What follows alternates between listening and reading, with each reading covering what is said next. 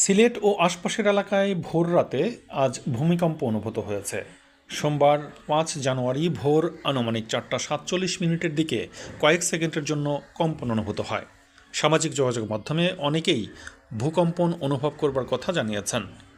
নগরীর জিন্দাবাজার উপশহর, অম্বরখানা, টিলাগড়, শাহপরান থানা এলাকা ছাড়াও দক্ষিণ সুরমা, জন্তেপুর ও কোম্পানীগঞ্জ উপজেলায়ও কম্পন অনুভূত হয়েছে বলে জানিয়েছেন স্থানীয়রা। তবে তাৎক্ষণিকভাবে কোথাও কোনো ক্ষয়ক্ষতি বা হতাহতের খবর পাওয়া যায়নি। ভূকম্পনের সময় ঘরে থাকা অনেকেই আতঙ্কিত হয়ে বাইরে বের হয়ে আসেন। কয়েকজন প্রত্যক্ষদর্শী জানান হালকা দোলনের মতো অনুভূতি হয়েছিল এবং কিছু ঘরের জানালা এবং ফ্যান কেঁপে উঠেছিল।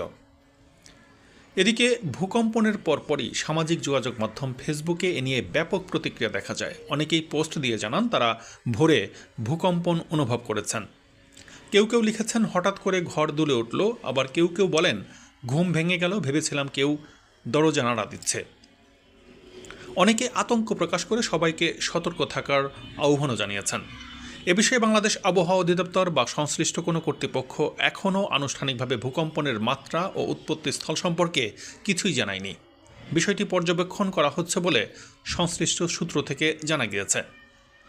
মার্কিন ভূতাত্ত্বিক জরিপ সংস্থা ইউএসজিএস-এর তথ্য বলছে ভোর ৪টা ৪৭ মিনিটে অনুভূত হওয়া ভূমিকম্পটির মাত্রা ছিল ৫.৪। উৎপত্তিস্থল ভারতের আসাম রাজ্যের মরিগাঁওয়ে। ভূমিকম্পটির গভীরতা ছিল ৩৫ কিলোমিটার।